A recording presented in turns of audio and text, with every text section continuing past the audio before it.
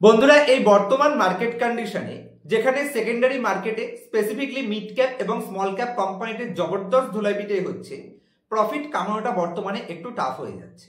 তো এই মার্কেট কন্ডিশনে যদি আপনার কাছে কোনো সেফ এবং রিজার্ভ ক্যাপিটাল রয়েছে, সেই ক্যাপিটালটাকে ইনফ্লো করে শর্ট টার্মে আইপিও থেকে একটা বড় প্রফিটের অপরচুনিটিকে আমরা গ্র্যাব করার চেষ্টা করতেই পারি, কারণ ভরপুরটা আইপিও সিজন চলছে।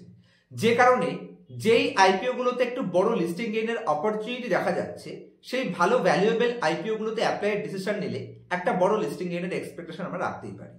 যেরকম আজকেই আমার মিশোর আইপিওতে এইচএনআইতে অ্যালটমেন্টও হয়েছে, পাশের স্ক্রিনের উপর আপনারা দেখতে পাচ্ছেন। এরকম সিজনে 4-5টা আইপিওর অ্যালটমেন্ট হলেই আমরা কিন্তু একটা ভালো প্রফিট মার্কেট থেকে আরামসে গেইন করতে পারি। আজকের ভিডিওতে আপনার সাথে এরকমই একটা আইপিও নিয়ে ডিসকাস করব, যেই আইপিওটায় এক্সপেকটেশন রয়েছে যে একটা ভালো লেভেল লিস্টিং গেইন কোম্পানি দিতে পারে। কত পার্সেন্টেজ সেটা এখন বলা যাবে না, কারণ সেবির রুলস এবং ইউটিউব অ্যালগোরিথম এগুলোকে এখন একটু স্ট্রিক্ট ভাবে দেখছে, যে কারণে পার্সেন্টেজ এখন ওপেন প্ল্যাটফর্মে কোনো মতেই বলা যাবে না। এবং এই ভিডিওতেও আমি যেই আইপিওটা নিয়ে ডিসকাস করছি, কোনো ধরনের আমার তরফ থেকে বাই অথবা সেল রিকমেন্ডেশন নয়, তবে কোম্পানিটা কেন ভালো বা কেন এই আইপিওটা আমাদের চেক আউট করা দরকার, সেই প্রত্যেকটা পয়েন্টস আপনার সাথে ডিসকাস করার চেষ্টা করছি।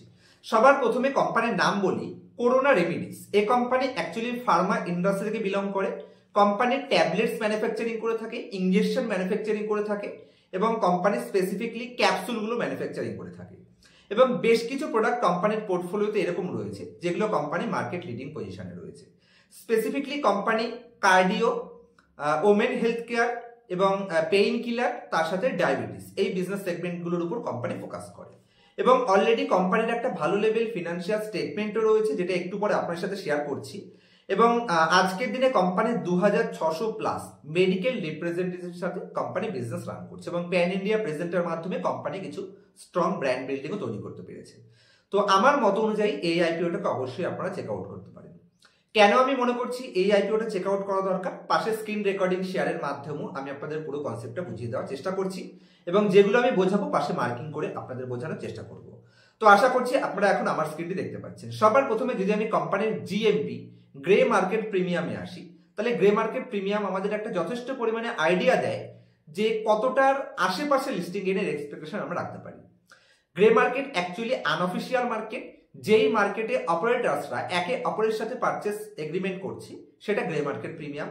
তো তার আশেপাশে লিস্টিং গেইনের একটা চান্স মার্কেটে থাকে, তবে এটাকে কিন্তু গ্যারান্টি হিসেবে ধরবেন না, আর আমার তরফ থেকে কোনো ধরনের রিকমেন্ডেশন নয়। আপনারা মার্কিং করে দিয়েছি, আপনারা দেখতে পাচ্ছেন যে বর্তমানে কত পার্সেন্ট গ্রে মার্কেট প্রিমিয়াম চলছে। তো একটা ভালো লেভেল গ্রে মার্কেট প্রিমিয়ামের সাপোর্ট কোম্পানি পাচ্ছে, এবং continuously grey market premium stable পজিশনে রয়েছে। ওই অ্যাভারেজ দেখতে পাচ্ছেন, অ্যামাউন্টটা তো এখানে বলা যাবে না, আপনারা স্ক্রিনের উপর দেখতেই পাচ্ছেন।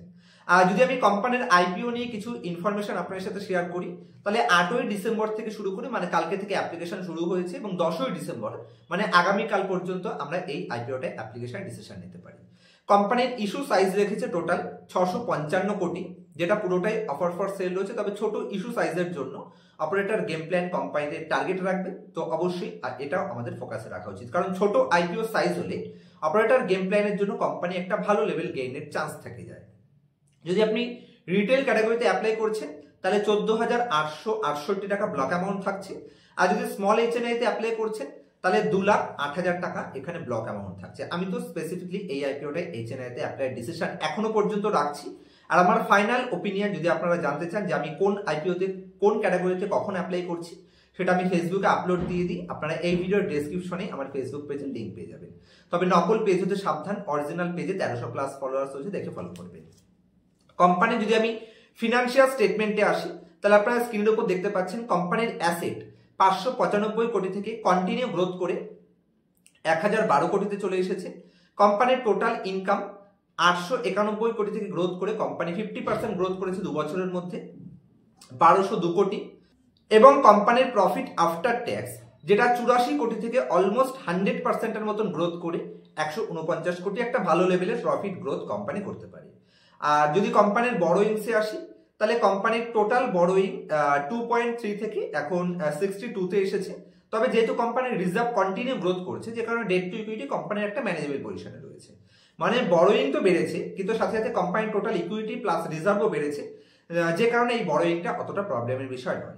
আমি যদি কিছু কি ইনফরমেশন আপনার সাথে শেয়ার করি, কিছু কি ফিনান্সিয়াল স্টেটমেন্ট হিসেবে কোম্পানির রেশিও শেয়ার করি, তাহলে 27% রিটার্ন অন ইকুইটি জেনারেট করে, যেটা এই ইন্ডাস্ট্রির খুবই স্ট্যান্ডার্ড পজিশন বোঝায়, এবং 41% return on capital employed company generate করছে। যেহেতু কোম্পানির কাছে ঋণ রয়েছে, সেক্ষেত্রে আমি রিটার্ন অন ক্যাপিটাল এমপ্লয়েডকে একটু বেশি গুরুত্ব দেবো। তো 41% সুপার ডুপার রিটার্ন জেনারেট করতে পারে। এবং কোম্পানির যদি আমি প্যাট দেখি, তাহলে 12% প্রফিট আফটার ট্যাক্স জেনারেট করতে পারছে।